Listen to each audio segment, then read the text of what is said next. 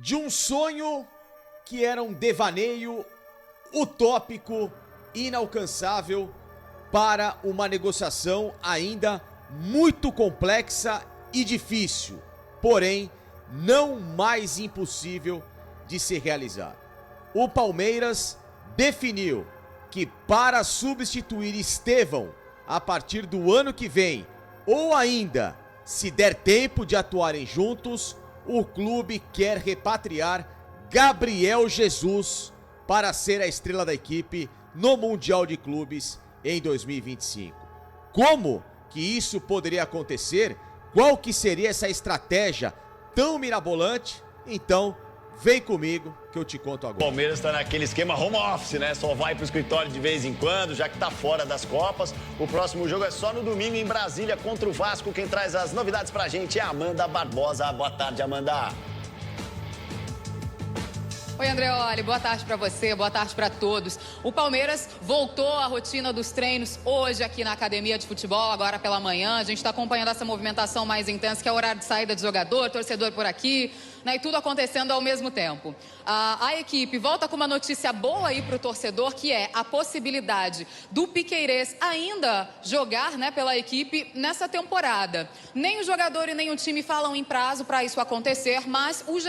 Globo apurou que a recuperação do Piqueires tem sido muito boa, né? E o jogador, em declaração recente, disse que está mais perto do fim do que no começo, no que diz respeito ao tratamento. A gente lembra que o Piqueires sentiu dores no joelho em 17 de julho. Essa semana o Palmeiras também trabalha para contar com o Zé Rafael na partida de domingo. O jogador está cumprindo uma suspensão do STJD por conta daquela briga com o Rodrigo Nestor no dia 18 de agosto. Então o Palmeiras entra com um recurso para reduzir essa suspensão, que são de 4 jogos, ele já cumpriu 2, e com um efeito suspensivo, um pedido de efeito suspensivo para tentar contar com o jogador na partida já no domingo também, Andreoli. A máxima do Abel é sensacional, né? Viver é fundamental e é muito importante realmente para o Palmeiras todo esse descanso, esse período que o time teve de descanso e treinamento, principalmente para a preparação para os jogos. A gente viu o resultado nesse jogo contra o Abel, claro, ficou nervoso naquela pergunta. Aquela pergunta foi se ele poderia escalar o Veiga e o Maurício juntos só com um volante. Aí ele falou, não, aí já é demais, estão querendo se meter no meu trabalho. E aí o viver fundamental foi pro espaço. Mas o certo é que o Palmeiras está nessa boa fase no Campeonato Brasileiro. 3 vitórias depois das eliminações na Copa do Brasil e Libertadores, e 4 vitórias consecutivas no Brasileirão. Nesses 3 jogos, 12 gols, não sofreu nenhum gol. Palmeiras vai em busca, segue na perseguição ao Botafogo e só depende dele, porque na antepenúltima rodada, na rodada 36, vai enfrentar o Botafogo em casa. Então, muito importante esse momento e, coincidentemente, né, como aconteceu no ano passado, na arrancada diante do Botafogo, buscando o título, o protagonista também é um jogador de 17 anos, formado aqui nas categorias de base. Saiu o Hendrick, entrou o Estevão, que tem sido fundamental nessa arrancada do Palmeiras, com 4 gols nos últimos 3 jogos. Para a próxima partida, o Palmeiras não terá o Caio Paulista, que foi expulso aos 22 do segundo tempo. O Caio Paulista, que está envolvido numa polêmica, a ex-mulher dele denunciou a agressão do jogador nas redes sociais. Ele divulgou nota negando todas essas agressões. O Palmeiras se posicionou dizendo que é contra qualquer tipo de agressão e diz que o diretor de futebol já ouviu o jogador e ele negou todas as acusações. Então o Palmeiras vai acompanhar de perto esse caso. Para o próximo jogo, o Caio Paulista está suspenso contra o Vasco da Gama. Então é isso, Bruno, Mário. Palmeiras hoje de folga. Viver é fundamental e a partir de amanhã recomeça os trabalhos para enfrentar o Vasco da Gama no final de semana. Mas todos os jogadores e o técnico Abel Ferreira destacaram a importância desse descanso, desse espaçamento de um jogo entre o outro, dessa preparação. Inclusive o Felipe Anderson falando que agora entende melhor os jogadores, está entendendo os movimentos que o técnico quer, ele que é titular nos últimos 4 jogos do Palmeiras. Então o Abel achou a equipe e o time agora está descansado para buscar esse tricampeonato nacional. Fez a classificação do Campeonato Brasileiro com o Botafogo na liderança com 53 pontos. O Palmeiras já agora na segunda colocação com 50 pontos. O Fortaleza acabou aí rateando nas últimas partidas, está com 49, é o terceiro colocado. O Flamengo, o quarto colocado com 45. Depois vem São Paulo com 44 e Bahia fechando o G6 com 42. O Cruzeiro é o sétimo colocado com 41 pontos. O Vasco, oitavo com 35. O Inter também tem 35 jogos, tá? Com 23 jogos. 35 pontos com 23 jogos. E o Atlético Mineiro, 33 pontos, é o décimo colocado. A gente vira a página e temos o Juventude, o 11º com 32 pontos. O Red Bull Bragantino tem 31, é o 12º. O Atlético Paranaense tem 30 pontos, é o 13º. Aí vem Grêmio e Criciúma, as duas equipes com 28 pontos. O Grêmio com um jogo a menos, né? 24. O Criciúma tem 25 jogos. Ainda falta uma partida também para o Criciúma chegar ao 26º. E o Fluminense, o primeiro time fora da zona de rebaixamento, é o 16º colocado com 27 pontos. Aí vem a zona de rebaixamento. Vitória, 25 pontos. Corinthians, 25 pontos. Cuiabá tem 22. E o Atlético Goianiense, o Lanterna, com 18 pontos. Mari Pereira, encaminhamos então nessa reta final, a gente pode dizer assim, de Campeonato Brasileiro, nessa briga pelo título entre Botafogo e Palmeiras? Está se desenhando, né? Está se desenhando pela força das duas equipes e pelo Palmeiras ter só o Brasileirão para disputar agora. Assim, a gente vai poder acompanhar como o Botafogo vai reagir dependendo da classificação ou não em Libertadores. Também não tem Copa do Brasil, tem só a Libertadores. A gente vai conseguir ver se o Botafogo vai mudar ou não de postura e, enfim, né, desse ímpeto pelo Campeonato Brasileiro. Mas acho que está muito bem encaminhado ali, né? A gente teve o Flamengo, que tinha uma possibilidade de encurtar a distância e não encurtou. A gente teve o Fortaleza nessas últimas 3 partidas também negociando resultados e isso pode lá na frente fazer falta. E acho que muito mais também pelo jogo, né, das duas equipes, assim. São duas equipes que têm um trabalho muito forte acontecendo, né? O Palmeiras há mais tempo, mas o do Botafogo tão real quanto. Então, acho que está desenhando essas duas equipes até o final. Pois é, um Palmeiras que aproveitou muito bem os últimos jogos do Fortaleza, inclusive empate também do Botafogo na penúltima rodada. E aí já diminuiu para 3 pontos o Palmeiras para o Botafogo, líder do Campeonato Brasileiro. O Palmeiras só pensando em Campeonato Brasileiro, com o Abel dizendo que agora eles vivem e treinam, é claro que é algo bem cômodo para você olhar no seu retrovisor, André. Pois é, incômodo por parte de qualquer equipe, né? Porque todos os treinadores, os jogadores de maneira geral, sabem a diferença que faz você ter só uma competição para disputar. E não é que você não tem mais chance no Campeonato Brasileiro e a Libertadores é o seu grande sonho ou a Copa do Brasil é o seu grande sonho. Então você dá tudo numa Copa e joga o Campeonato Brasileiro conforme dá para fazer, conforme o seu elenco te permite. Você poupa jogadores, você recupera outros. É completamente diferente você querer ganhar o Campeonato Brasileiro porque você não tem mais nada para disputar. O problema dessa situação é a desmotivação, a desmobilização. É um técnico não conseguir manter os seus jogadores com a fome de sempre, porque, afinal de contas, o grande prêmio da temporada, que é sempre a Libertadores, ficou pelo caminho.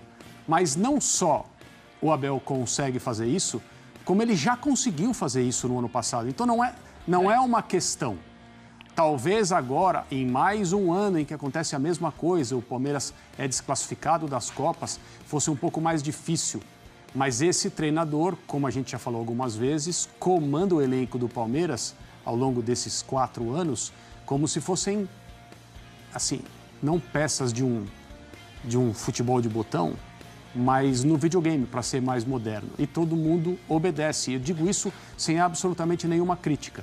E quando esse técnico, que tem tanto controle e trata do seu dia a dia com tanto rigor e tanta exigência, diz, e para mim essa foi a parte mais importante da entrevista dele, que o elenco do Palmeiras e a comissão técnica também pôde viver na última semana, e aí, tudo bem, encontrou um adversário muito frágil dentro do Allianz Parque, o resultado de goleada foi normal, seria até estranho se o Palmeiras não ganhasse com facilidade uma larga margem de gols.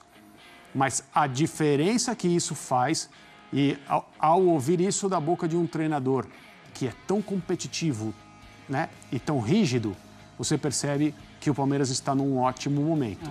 E é muito complicado quando se trata de uma equipe que defende o seu troféu, que sabe do que pode, tem total noção do seu valor e da sua capacidade. É muito complicado controlar uma equipe que está, digamos assim, com esse luxo. Trabalhar e viver. Se encontrar ali no meio de semana, no fim de semana dentro de um gramado, para ganhar pontos que podem levar ao terceiro título consecutivo do Campeonato Brasileiro. Eu vejo, principalmente se o Botafogo passar pelo São Paulo, na Libertadores, claro, o Palmeiras como o principal candidato ao troféu. Pois é, inclusive hoje o Abel deu folga para os seus jogadores, porque é preciso saber viver, a gente já ouviu isso em alguns momentos, em algumas músicas também. Ô Mari, mas pensando no Botafogo, você pensa que é um Botafogo que em algum momento pode olhar para o Campeonato Brasileiro e negociar com o Campeonato Brasileiro, mas nunca com a Libertadores? É difícil, assim, primeiro que eu vejo o Botafogo forte nas duas competições, falando sobre trabalho e sobre elenco. Assim, ele tem, claro, os jogadores mais desequilibrantes, quando a gente fala de um Luiz Henrique, por exemplo, e aí você não necessariamente substitui a altura, mas você ainda consegue manter um Botafogo muito forte. Então, assim, eu vejo ele com muita capacidade nas duas competições. É claro que mata-mata você conta muito com esse jogo de ida e volta, com as situações do adversário, do campo do adversário. Então a gente realmente não consegue cravar. O Botafogo ele é favorito contra o São Paulo porque ele está num melhor momento e as coisas acontecendo para o Botafogo. Mas jogo ida e volta, mata-mata, pode favorecer o adversário também. Mas eu vejo ele forte nas duas, assim. Eu acho que o Campeonato Brasileiro, ele deixa aquela sensação muito por conta do ano passado. Então, talvez, internamente, a mobilização peça o Campeonato Brasileiro. E tem muito valor, né? Porque pontos corridos, são muitas partidas, são muitas rodadas, adversários fortes. Vejo o Botafogo, talvez, com essa mobilização interna de Campeonato Brasileiro. Mas a Libertadores vai se apresentando também de uma forma interessante. Ainda tem 12 jogos, né, no Campeonato Brasileiro. Olha, Foi de Esportes, a gente tem uma tela fazendo uma comparação do Estevão, que tem brilhado demais com a camisa do Palmeiras. E a gente faz uma comparação justamente com o Neymar, aos 17 anos de idade. O Neymar e o Estevão. O Neymar, em 33 jogos, aos 17 anos de idade, 14 como titular, tinha participação em gols, 16 participações em gols, 10 gols e 6 assistências. Já o Estevão, com 23 jogos, 18 como titular, então ele é mais titular do que o Neymar na mesma idade, 16 participações em gols também, só que o Estevão tem 9 gols e 7 assistências. Essa comparação, André Kfouri, ela é descabida ou não? Quando você olha para o Estevão, você tem uma impressão de que o talento dos dois jogadores, do Neymar e do Estevão, não é algo muito diferente? A gente já tratou disso aqui, né? Eu me lembro de ter comentado, sempre deixando claro o contexto, quando eu falei sobre famílias de jogadores, sobre galhos na árvore dos grandes jogadores brasileiros. O que não significa que eles estejam próximos no seu potencial, na sua qualidade de talento, naquilo que você olha e consegue projetar. Significa que eles têm características que são semelhantes, que permitem que a gente possa dizer que eles fazem parte da mesma família. E o Estevão faz parte da família do Neymar como jogador de futebol, não existe a menor dúvida. Então, naquela época, a gente falou sobre Endrick, da família do Ronaldo Fenômeno, do Thierry Henry, do Kylian Mbappé. E o Estevão, da família do Ronaldinho Gaúcho, da família do Neymar, da família do jogador de futebol Robinho. Nesse contexto é que nós estamos citando esse atleta. Estamos falando de características natas ou desenvolvidas ao longo da juventude, porque o Estevão tem 17 anos, ele já é o craque do Palmeiras. Os jogadores, os companheiros dele já o enxergam assim, e entendem, sentem que ele é essa peça que é a peça responsável pela diferença. E ele faz isso com uma regularidade que é impressionante. Ah, mas um jogador de 25 anos oscila e vocês dizem que é normal. O de 17 não oscila. Ele não oscila. Ele é decisivo, ele é diferente, ele cria uma quantidade de temor nos setores defensivos dos adversários que é notável. Ele entra na área, todo mundo sai correndo. É uma coisa muito, muito, muito diferente. E é absolutamente normal falar que ele é da família, do ramo. Pensa numa árvore, sei lá, a árvore genealógica dos jogadores de futebol brasileiros que são especiais. Sim. O Neymar está, né, na ponta de um desses galhos, porque ele é um jogador extraordinário. O Estevão está no mesmo galho ali, no começo. Por quê? Porque ele está começando a sua trajetória. O jeito de jogar futebol é muito semelhante. As coisas que eles fazem, a forma como chamam a atenção, tudo isso faz parte de uma coisa que você percebe que é quase que a mesma. Ah, mas então o Estevão vai ter a mesma carreira do Neymar? Ele pode ser melhor que o Neymar. Ele pode não ser tão bom quanto o Neymar. Ninguém sabe. Aí na trajetória de alguém, não só no futebol, existe o fator sorte, falta de sorte, estar no lugar certo, na hora certa, ter os melhores exemplos, não sofrer com lesões, tudo isso aí falando especificamente de atletas. Mas as características, as peculiaridades natas são muito evidentes e são muito semelhantes. E o seu caminho na Europa começa no Chelsea. A gente tem de saber também, será que é esse o caminho ideal para esse início na Europa? Pode ser que sim. A gente pode duvidar do Chelsea, mas pode ser também até uma abertura para um outro clube. Mas dá para fazer essa comparação de Neymar com o Estevão? E aí eu me lembrei quando o Bahia jogou com o Palmeiras, o Rogério Ceni olhou para ele e falou, tem que fazer não, deixa o menino aí marcar o gol dele, porque esse aí a gente já conta com esse gol do Estevão, né? O problema é que não é só marcar gols, né? O problema é que ele provoca o gol contra do jogador do Criciúma, ele dá assistência, ele cria situação. Então, não é simplesmente a dificuldade de marcar quando ele vai pro drible e faz o próprio gol, né? Ele cria muitas situações pro Palmeiras. E o jogador diferente, o talento, ele faz falta quando ele não tá. E o Palmeiras sentiu muito quando o Estevão ficou esse período, né? Da lesão do tornozelo, que deu ali quase 2 semanas sem o Estevão, para tentar encaixar um outro estilo de jogo, porque não tem realmente peça que se compare, mas para tentar encaixar um outro estilo de jogo e não foi feliz. Assim, o Abel passou por dificuldades para encontrar um jeito do Palmeiras desempenhar sem o Estevão. Então ele já tem um impacto direto, sim. Esses números vão aumentar de titularidade, de decisão. O Chelsea, com certeza, né? O Maresca falou nessa última rodada de Premier League, ele foi questionado, que está acompanhando e que pena que não está acontecendo isso no Chelsea agora. Mas tem muita coisa ainda para ele, né? Tem esse ano ainda, só no meio do ano que vem. Então, para o Palmeiras, é muita coisa que está acontecendo com o Estevão. Olha, ontem, depois da goleada do Palmeiras lá no Allianz Parque, em entrevista coletiva, o Abel Ferreira, mais uma vez, foi controverso em resposta ao jornalista. Vamos ouvi-lo.